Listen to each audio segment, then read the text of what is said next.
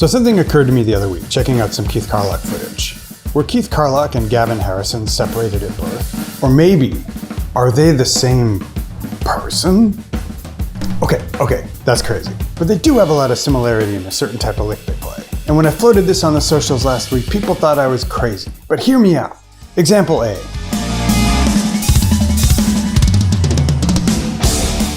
This is a pretty famous Gavin fill. Example B. This from Keith Carlock. There's something in the DNA here, right? A couple of other examples. Here's Gavin in another song. I know what will be. And Keith in another example. And as we'll examine, there is something in common from all these licks. And it's something you can take and apply to your own playing. And of course I'll show you how to play the famous licks, and we'll have a transcription for you below the player. But this is the 80/20 drummer. I'm not sure but check the name of the channel. Anyway, that means I'm not only going to show you the licks, but I'll break them down to show you what I surmise each drummer was practicing to come up with licks like those. Then I'll show you how to use that same DNA, mess with it, and come up with your own personal licks. So that instead of borrowing, to paraphrase Greg Hutchinson, paraphrasing Pablo Picasso, you can steal. Listen, learn, copy, steal, forget. Today on 80/20, separated at birth, we break down the licks of the great Gavin Harrison and the great Keith Carlock to find out what they have in common. Then help you steal their ideas so you can create your own licks with them. Whew, that was a long one. Anyway, stay tuned.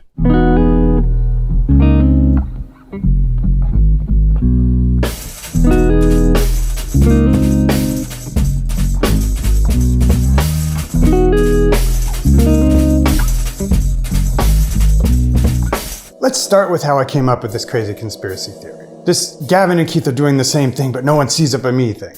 This is Gavin Harrison. He of Porcupine Tree, The Pineapple Thief, and many others. If I had to describe Gavin's unique style, I'd say it sounds like Danny Carey and Vinnie Colaiuta had a baby. Then that baby hung out with Tim Alexander of Primus. There's the earthy tuning of the drums and sweep licks that remind me of Danny.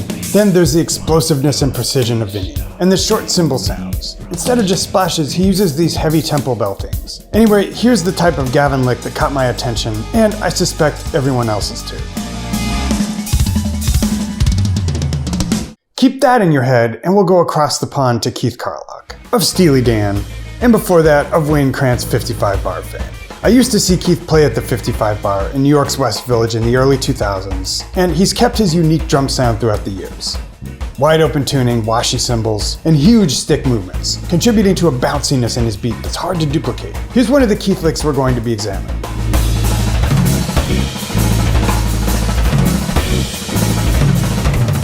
Now, when you consider how different these two are aesthetically, it's not crazy that they don't often get mentioned in the same sentence. You have the clean, dry, close-mic'd, prog rock fusion sounds of Gavin, where reverb is very controlled, like a bomb detonating in a beautiful glass vase. Then you have the open, jazz-tuning, washy cymbals and rootsiness of Carlock, who plays with an intentionally kind of loose beat, and whose aesthetic is layers of ambience bleeding together to enhance his bouncy grooves. But, dear viewer, check this.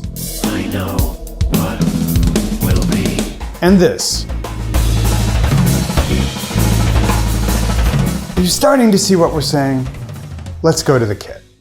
We're going to take each lick in its own native environment first. Then we'll distill down and get the common elements. Here's Gavin playing the lick from Fear of a Blank Planet.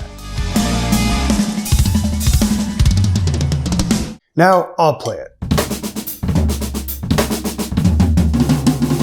And I'll play it slowly.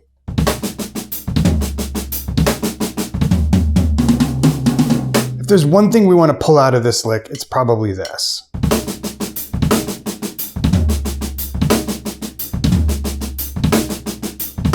Now we'll listen to Gavin lick 2, from the Guitar Center version of Bonnie the Cat. Here's Gavin playing it.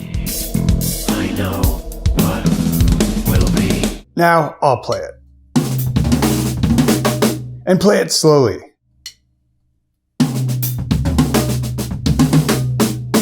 And if there's one thing we want to take from this lick, it's probably this.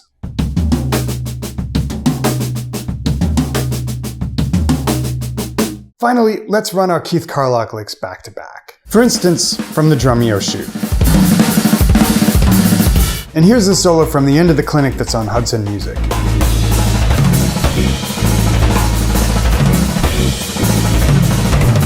In both cases, Keith is doing this.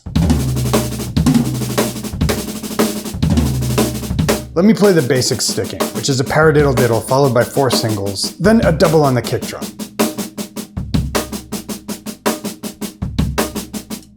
In different versions of the lick, Keith plays a sweep up the toms after the kick double.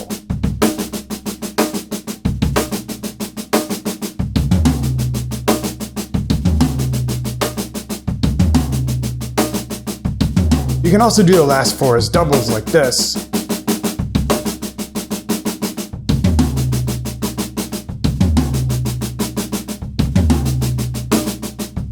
But doing it as singles lets you put an additional accent here, which gives you a cool implied dotted 8 thing. You can begin your phrase on the beat like this.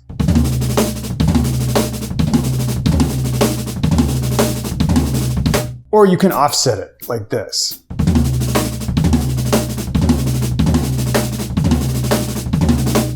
And it's my contention that Gavin is doing something from a very similar blueprint. Here's the Bonnie the Cat live version lick. And here's the part that's most similar to what Keith is doing.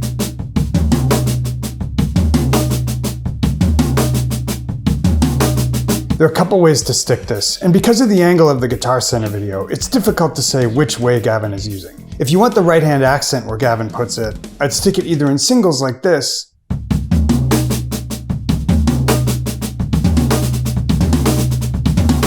or with an inverted paradiddle like this.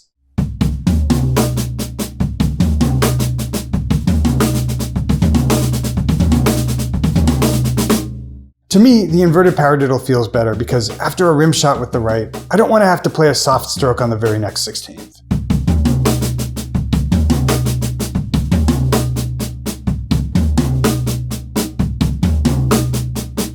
And finally, if you don't care about putting an accent immediately after the tom sweep, you can stick this as simple doubles, and remember that because that's going to become important later.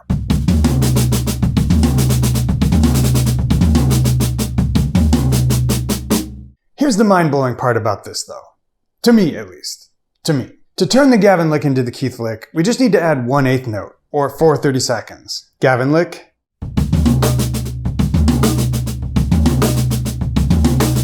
Keith lick.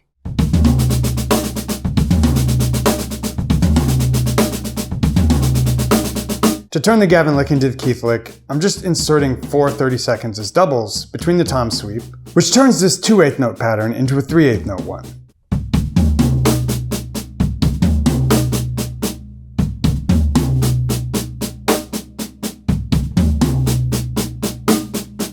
You can also keep what I think is Gavin's sticking for the end.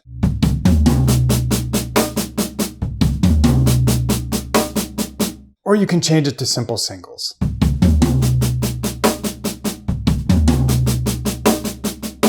Ready for the fun part? Let's come up with a fun exercise to improvise with these ideas. Super quickly, when I and my students practice improvisation, I like to set up guardrails so that you can narrow your focus to just what's really easy to focus on and you don't get overwhelmed. Then we make a game out of it. So for this exercise, let's set up what I call a switching exercise. In a switching exercise, we give ourselves a couple of ideas, a couple of musical words. Here's the first.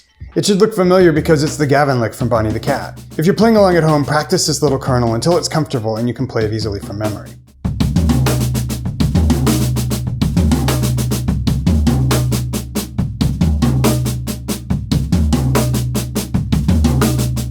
And if you'd like a complete downloadable transcription of these licks, just click the link below the player and tell us where to send it. Anyway, let's use the Keith lick as the second idea, or musical word. As with the first, practice it until it's comfortable.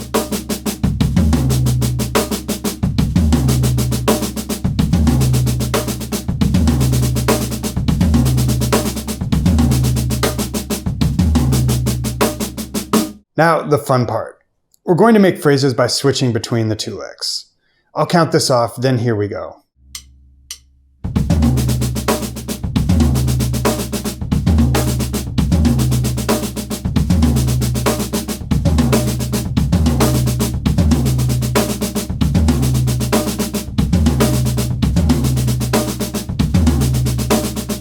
The key here is that you make interesting phrases out of the 2 licks.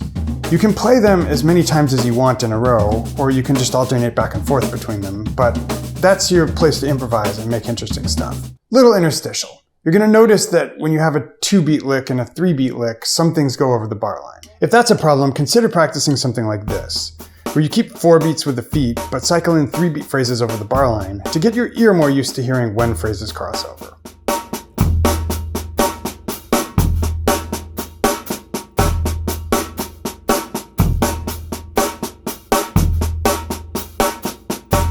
Now, next step, orchestrate.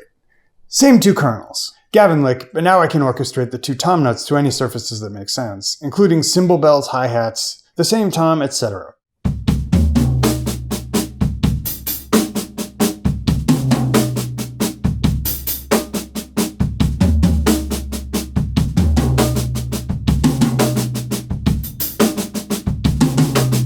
Same thing for the Keith lick.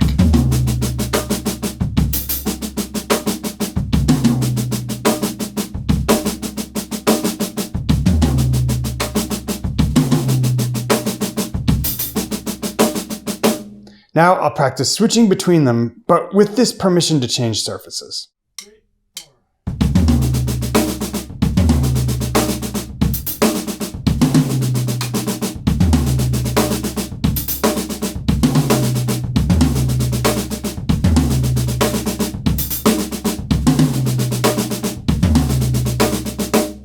Now, you might be wondering, what happened to the lick from Fear of a Blank Planet? Remember this?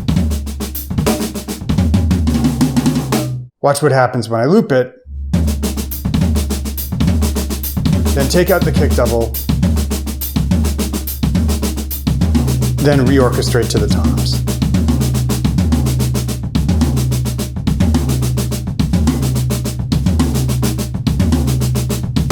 Now I'll add a double on the kick that's the same subdivision, and 1 additional double at the end.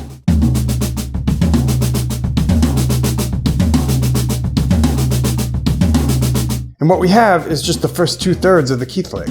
We can make another switching exercise between the Fear of a Blank Planet lick and the first 2/3 of the Keith Carlock lick too.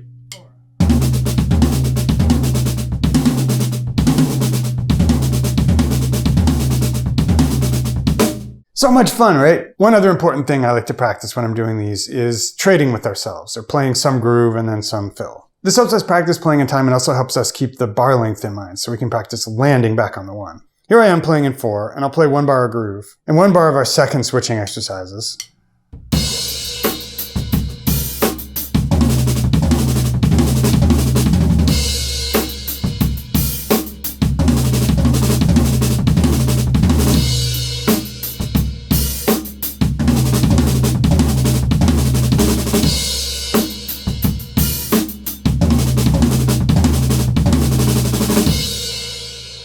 And that's how you get the gig.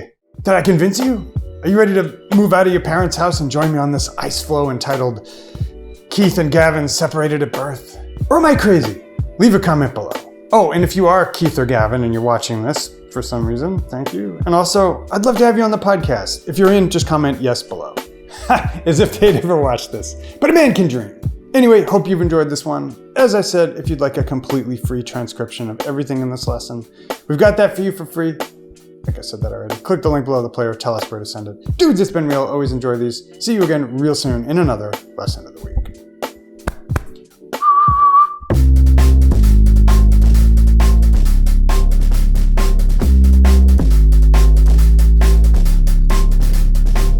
And that's how you get the gig. Oh my God, we did it! That's a wrap! That's a wrap, you guys.